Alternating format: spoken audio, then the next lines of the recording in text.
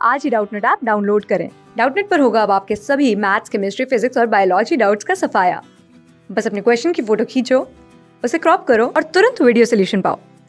Download now. Hello everyone, हमने अपने पिछले वीडियो में एक कहानी पढ़ी थी जिसका शीर्षक था टोपी शुक्ला और इस कहानी के लेखक राही मासूम रजा जी हैं।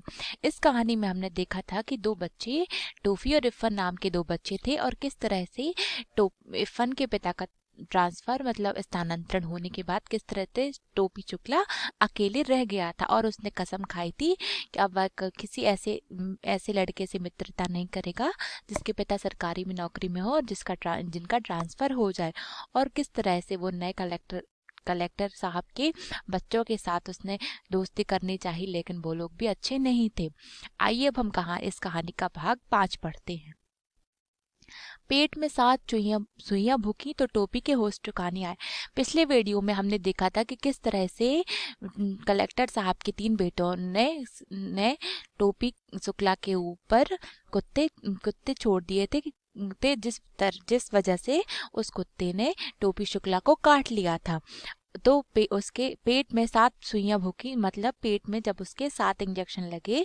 कुत्ते के काटने से रेबीज रोग होता है तो उससे बचने के लिए जब टोपी शुक्ला को 7 इंजेक्शन लगे तो उसके होश ठिकाने आ गए, मतलब उसको अब समझ आ गई और फिर उसने कलेक्टर साहब के बंगले का रुख नहीं किया।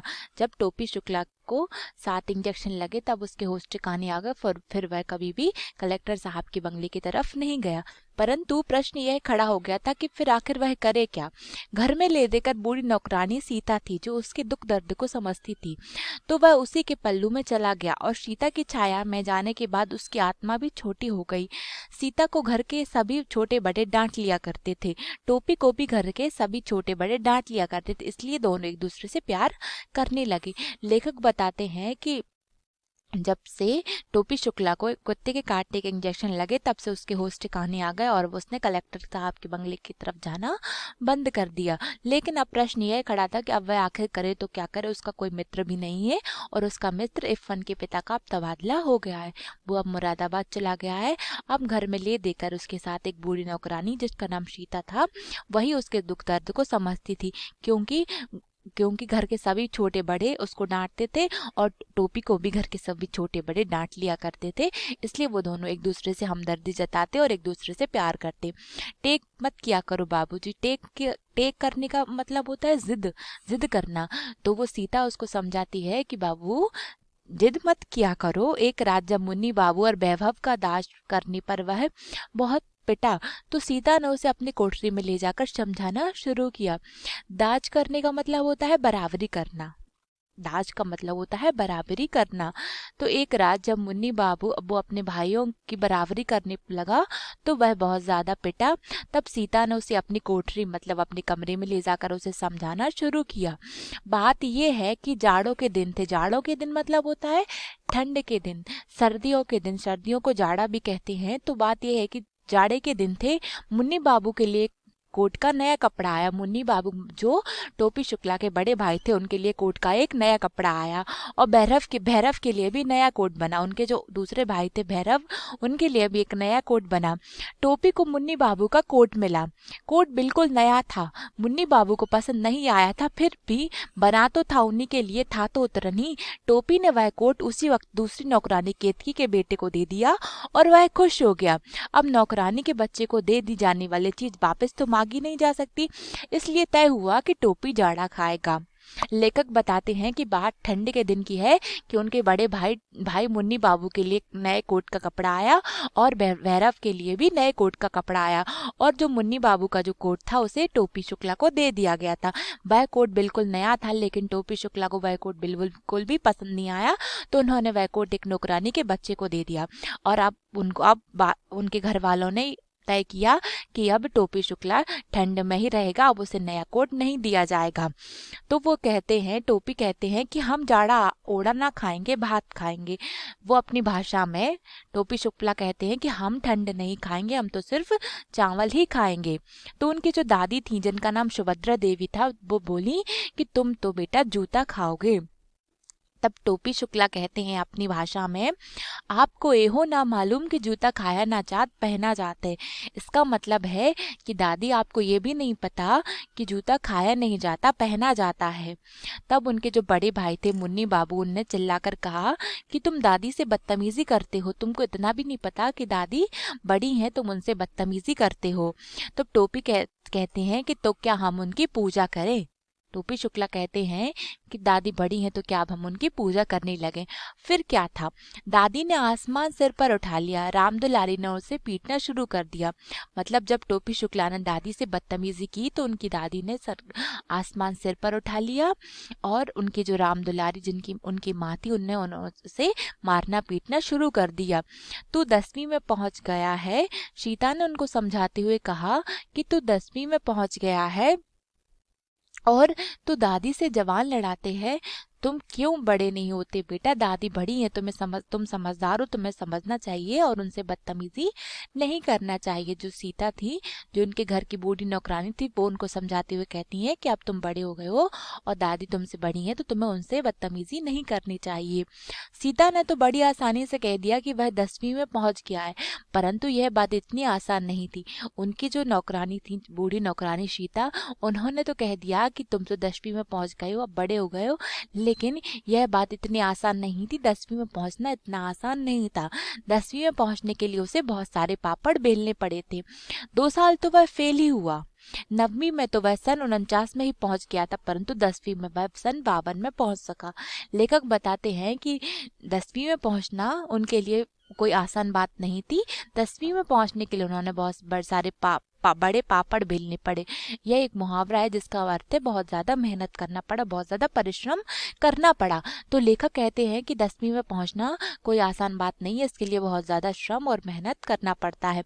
2 साल तो वह फेल हो गया था और 9वीं में तो वह सन 49 में ही पहुंच गया था, लेकिन 10वीं में पहुंचते पहुंचते सन 52 हो गया। जब वह पहली बार फेल हुआ तो मुन्नी बाबू इंटरमीडिएट में फर्स्ट आए और भैरव छठे में। जब वह पहली बार फेल हुए तो जो उनके जो बड़े भाई थे मुन्नी बाबू, वो इंटरमीडिएट में प्रथम आए थे और उनके भाई भैरव छठी में प्रथम आए थे। सारे घर ने उसे जवान की नोक पर रख लिया। वह बहुत रोया, मतलब सारे घर ने उन्हें बहुत ज़्यादा सुनाया, उन्हें डांटा और वह बहुत ज़्यादा रोए। बात यह नहीं थी कि वह गाउदी था, गाउदी का मतलब होता है बुद्धू था। बात यह नहीं थी कि टोपी बुद्धू था, वह वह काफी तेज था, परंतु उसे कोई पढ़ने ही नहीं देता था। जब वह पढ़ने बैठता तो मुन्नी बाबू को कोई काम निकल आता था या राम दुलारी को कोई ऐसी चीज मंगवानी पड़ जाती थी जो नौकरों से नहीं मंगवाई जा सकती थी। यह सब कुछ ना होता तो पता चलता कि भैरव ने उसके कापियों के हवाई जहाज उड़ा डाले हैं। लेखक बताते हैं कि ऐसा नहीं है कि टोपी शुक्ला पढ़ने में बुद्धू था, वह काफी तेज था, लेकिन उसे कोई पढ़ने नहीं देता था। जब भी वह पढ़ने बैठता तो उसके बड़े भाई मुन्नी बाबू को कोई काम निकल आता या उनकी माँ रामदुलारी जी उनसे कोई ऐसी चीज मंगवाने पहुंचा देती जो नौकरों से नहीं मंगवाई जाती। और यदि ये सब कुछ भी ना होता, जो उनका जो छोटा भाई था भैरव, वह उनके कॉपियों के हवाई जहाज बनाकर उड़ाने लगता था। दूसरे साल उसे टाइफाइड हो गया था। लेखक बताते हैं कि दूसरे साल टोपी को टाइफाइड हो गया था और तीसरे साल वह 3rd डिवीजन में पास हो गया था। यह 3rd डिवीजन कलंक के टीके की तरह उसके माथे से चिपक गया। इसका मतलब है कि जब टोपी को 3rd डिवीजन आया तो लोग उनको ताने मारने लगे, बहुत सुनाने लगे कि अरे तुम तो 3rd डिवीजन से पास हुए हो। परंतु हमें उसकी मुश्किलों को भी ध्यान में रखना चाहिए। लेखक कहते हैं कि भले ही वह 3rd डिवीजन में पास हुए, लेकिन हमें यह भी तो पता होना चाहिए कि वह कितनी मुश्किलों के साथ ही 3rd डिवीजन में पास हुए हैं, क्योंकि जैसे कि हमने पहले पढ़ा है कि उन्हें पढ़ने नहीं दिया जाता था। जब भी वो पढ़ने बैठते तो घर के कामों में वो उन्हें लगा दिया जाता था। सन 49 में वह अपने साथियों के साथ था, वह फेल हो गया, साथी आके निकल गए, वह रह गया। सन 50 में उसे उसी दर्जे में उन लड़कों के साथ बैठना पड़ा जो पिछले साल 8वीं में थे। लेखक बताते हैं कि सन 49 में वह अपने मित्रों के साथ थे और उसके बाद वह फेल हो गए थे और उनके जितने भी मित्र थे वह आगे की कक्षा में बैठने लगे थे और वह पिछली कक्षा में ही रह गया था। और सन 50 में उसे उसी कक्षा में उन्हीं लड़कों के साथ बैठना पड़ा जो पिछले साल उससे छोटे थे और जो पिछले साल 8वीं कक्षा में पढ़ते थे। पीछे वालों के साथ एक दर्जे में बैठना कोई आसान काम नहीं है। लेखक यहाँ पर टोपी शुक्ला के दुख का दुख के बारे में बताते हुए कहते हैं कि ये बिल्कुल भी आसान नहीं है कि अपनी छोटी कक्षा वालों के साथ एक ही कक्षा में बैठना कोई आसान काम नहीं है। उसके दोस्त 10वीं में थे, वह उन्हीं से मिलता, उन्हीं के साथ खेलता। अपने साथ हो जाने वालों में से किसी के साथ उसकी दोस्ती ना हो सकी। वह जब भी क्लास में बैठता उसे वहाँ बैठना अजीब लगता। उस पर शितम यह हुआ कि कमजोर लड़कों को मास्टर जी समझाते तो उसकी मिसाल देते। शितम का मतलब होता है उस पर अत्याचार होना। तो लेखक बताते हैं कि जब है कि किस तरह से उसका कितना कठिन था पीछे पिछली क्लास के बच्चों के साथ इस क्लास में बैठना टोपी के लिए कितना कठिन था। उसके सारे दोस्तों 10वीं में थे, इसलिए वह अपने सारे दोस्तों के साथ ही खेलता और जब वह क्लास में बैठता तो उसे बहुत ज़्यादा अजीब लगता था।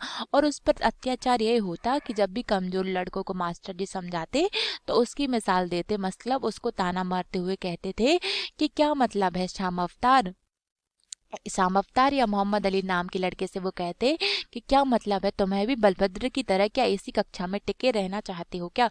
दर्जे का मतलब होता है कक्षा में रहना। तो उसके जो मास्टर जी थे वो कमजोर लड़कों को समझाते और उसको ताना मारते और उसकी मिसाल देते हुए कहते कि क्या मतलब है शाम अवतार या मोहम्मद अली, तुम्हें भी बलभद्र की तरह क्या इसी कक्षा में टिके रहना है, मतलब क्या तुम्हें भी इसी कक्षा में पढ़ना है। दर्जे का मतलब होता है कक्षा। यह सुनकर सारा दर्जा हंस पड़ता। सारा दर्जा मतलब सारी कक्षा। मास्टर जी की यह बात को सुनकर सारी कक्षा हंस पड़ती। हंसने वाले वे भी होते जो पिछले साल 8वीं में थे। वह किसी न किसी तरह इस साल को झेल गया, परंतु जब सन 51 में भी उसे 9वें दर्जे में ही बैठना पड़ा तो वह बिल्कुल गीली मिट्टी का लौंदा, मतलब गीली मिट्टी का पिंड हो गया, क्योंकि अब तो 10वीं में भी कोई उसका दोष नहीं रह गया था। लेखक बताते हैं कि जब उनके मास्टर जी उनको ताना मारते तब उनकी सारी कक्षा सुनकर उन पर बहुत हंसती। वह किसी न किसी तरह इस साल को तो झेल गए, लेकिन जब सन 51 में एक बार फिर उन्हें 9वीं कक्षा में भी बैठना पड़ा तो वह एकदम से बिल्कुल गीली मिट्टी के पिंड के जैसे हो गए थे, क्योंकि अब तो 10वीं में भी उनका कोई दोस्त नहीं रह गया था। 8वीं वाले 10वीं में थे, 7वें वाले उसके साथ। उनके बीच में अब वह अच्छा खासा बूढ़ा दिखाई देने लगा था। वह अपने भरे पूरे घर की तरह अपने स्कूल में भी अकेला हो गया। लेखक बताते हैं कि किस तरह टोपी शुक्ला के सारे मित्र उससे आगे निकल गए और वह 2 साल फेल हो गया और अब वह अपने भरे पूरे घर की तरह ही अपने स्कूल में भी अब अकेले हो गया था। उनका कोई भी मित्र नहीं था। मास्टरों ने उनका नोटिस लेना बिल्कुल भी बंद कर दिया था कि किस तरह से उनके जो शिक्षक थे उन्होंने उन पर ध्यान देना बिल्कुल ही बंद कर दिया था। कोई सवाल किया जाता और जवाब देने के लिए वह भी हाथ उठाता तो कोई मास्टर उससे जवाब ना पूछता। लेखक कहते हैं कि किस तरह से टोपी शुक्ला बिल्कुल अकेले पड़ गए थे और 2 साल फेल होने के कारण कोई भी शिक्षक उन पर ध्यान नहीं देता था और यदि क्लास में कोई सवाल किया जाता था और वो जवाब देने के लिए अगर वह हाथ उठाते थे तो कोई मास्टर भी उनसे जवाब ना पूछता। परंतु जब उसका हाथ उठता ही रहा तो एक दिन अंग्रेजी साहित्य के मास्टर साहब ने कहा, लेकिन जब बार बार क्लास में किसी भी सवाल का जवाब देने के लिए हाथ उठाते तो जो इंग्लिश लिटरेचर के जो मास्टर थे उन्होंने कहा, 3 बरस से यही किताब पढ़ रहे हो, तुम्हें तो सारे जवाब जबानी याद हो गए होंगे। इन लड़कों को अगले साल हाई स्कूल का इम्तिहान देना है, तुमसे पर साल पूछ लूंगा। पर साल मतलब पिछले साल। लेखक कहते हैं कि एक दिन अंग्रेजी लिटरेचर इंग्लिश लिटरेचर के एक मास्टर साहब ने उनसे कहा कि तुम तो 3 साल से यही किताब पढ़ रहे हो, तो मैं तो सारे जवाब मुँह ज़बानी याद हो गए होंगे। इन लड़कों को तो अगले साल हाई स्कूल का इम्तिहान देना है, तो मैं तो यहीं रहना है। वो टीपू शुक्ला के मास्टर जी उन पर कटाक्ष करते हुए कहते हैं कि इन लड़कों को तो अगले साल हाई स्कूल का इम्तिहान देना है, तुम्हें तो यहीं रहना है, इसलिए मैं तुमसे पर साल पूछ लूंगा, मतलब मैं तुमसे पिछले साल पूछ लूंगा। टोपी इतना शर्माया कि उसके काले रंग पर लाली दौड़ गई और जब तमाम बच्चे खिलखिलाकर हंस पड़े तो वह बिल्कुल मर गया था। जब वह पहली बार 9वीं में आया तो भी वह इन्हीं बच्चों की तरह बिल्कुल बच्चा था। लेखक बताते हैं यहाँ कि अपने मास्टर जी की इस बात से उस पर बहुत ही बुरा असर पड़ा और वह इतना ज़्यादा वो इतने ज़्यादा शर्माए कि उनका चेहरा भी अब काले रंग पर अब लाली दौड़ गई। और जब उन्होंने देखा कि उनके सारे बच्चे को देखकर हंस रहे हैं, तब वह अंदर ही अंदर बिल्कुल ही ज़्यादा मर गए थे। और जब वह पहली बार इस 9वीं कक्षा में आए थे तब वो भी बिल्कुल इन्हीं बच्चों की तरह बच्चे थे, लेकिन अब सब उससे घृणा की दृष्टि से देखने लगे थे और सब लोगों के बीच में अब वह मजाक का, हंसी का पात्र बन गया था। फिर लेखक आगे कहते हैं कि फिर उसी दिन अब्दुल वहीद ने रिसेस में तीर मारा कि टोपी शुक्ला बिलबिला उठा। फिर उसी दिन ये हुआ कि उनकी क्लास का जो उनकी कक्षा का एक लड़का था जिसका नाम अब्दुल वहीद था, ने रिसेस मतलब लंच टाइम, स्कूल में लंच टाइम को रिसेस कहते हैं। तो फिर उसी दिन उनके मित्र अब्दुल वहीद ने लंच टाइम में एक तीर मारा कि टोपी बिल्कुल बिलबिला उठा, मतलब टोपी शुक्ला बहुत ज्यादा क्रोधित हो उठा। वहीद क्लास का सबसे तेज लड़का था, मॉनिटर भी था, और सबसे बड़ी बात यह है कि वह लाल तिल वाले डॉक्टर सरफुद्दीन का बेटा था। लेखक कहते हैं कि जो वहीद नाम का जो लड़का था वह उस क्लास का मॉनिटर था और वह पढ़ने में बहुत तेज था, और सबसे बड़ी बात यह है कि वह लाल तिल वाले डॉक्टर सरफुद्दीन का बेटा था। उसने कहा, बलवंदर अब तो हम लोगों में का घुसता है, 8th वालन से दोस्ती कर, हम लोग तो निकल जाएंगे, बाकी तू है उन्हीं सबन के साथ रहे को हुई हो। तो अपनी भाषा में वो बलभद्र से कहता है कि अब तो हम लोगों में अब तुम हम लोगों के साथ क्यों रहते हो, अब तो तुम 8th वालों से दोस्ती कर लो, हम लोग तो इस साल आगे निकल जाएंगे, बाकी तो तुम्हें उन्हीं लोगों के साथ रहना है। यह बात टोपी के दिल के आर पार हो गई और उसने कसम खाई कि टाइफाइड हो या टाइफाइड का बाप, अब उसे पास होना है। जब टोपी शुक्ला के दोस्त ने उसका अनादर किया, उसे भला बुरा सुनाया, तो वह बात उनके दिल को छू गई और उन्होंने निर्णय लिया कि अब भले ही उन्हें टाइफाइड हो या कुछ ही हो, अब तो वो पास होके ही दिखाएंगे। परंतु बीच में चुनाव आ गए, लेकिन इन सब के बीच में इलेक्शन आ गए और डॉक्टर भृगु नारायण नीले तेल वाले खड़े हो गए, और जो टोपी शुक्ला के जो पिता थे डॉक्टर भृगु नारायण, वो भी चुनाव में खड़े हो गए। अब जिस घर में कोई चुनाव के लिए खड़ा हो रहा हो तो उसमें कोई पढ़ लिख कैसे सकता है, क्योंकि वहां तो चुनाव के प्रचार के लिए बहुत ज्यादा शोर होता है, बहुत सारे लोग इकट्ठा होते हैं। तो अब इस माहौल में टीपू शुक्ला कैसे पढ़ता। वह तो जब डॉक्टर साहब की जमानत जब्त हो गई तब घर में सन्नाटा हुआ और टोपी ने देखा कि इम्तिहान सर पर खड़ा है, और फिर वह पढ़ाई में जुट गया। परंतु ऐसे वातावरण में कोई कैसे पढ़ सकता था, इसलिए उसका पास हो ही जाना बहुत ही था। वाह, दादी बोली, भगवान नजरे बंद मतलब बुरी नजर से बचाए, रफ्तार अच्छी है, तीसरे दर्जे में पास तो हो ही गए। लेखक ने इस पाठ में बताया कि किस तरह टोपी शुक्ला एक लगातार 2 साल फेल हुए और वह अंत में तीसरे दर्जे से पास हो गए। तो इस कहानी में हमने दो बच्चों टोपी और इरफान के बारे में पढ़ाया, और इस कहानी में हमने पढ़ाया कि किस तरह से टोपी शुक्ला अपने जीवन से निराश होते हैं और उनके और फिर वो अंत में अपने जीवन में पास होते हैं, और वो उनकी दादी कहती हैं कि भगवान उन्हें बुरी नजर से बचाए, रफ्तार अच्छी है, इस बरस तीसरे बरस ही सही, कम से कम तीसरे दर्जे से पास तो हो गए हो। हमारी कहानी का यही अंत होता है। धन्यवाद। क्लास 6 से 12 से लेके नीट, IIT, JEE मेंस और एडवांस के लेवल तक 10 मिलियन से ज़्यादा स्टूडेंट्स का भरोसा। आज ही डाउनलोड करें डाउटनेट ऐप या व्हाट्सएप कीजिए अपने डाउट्स 8400 400 400 पर।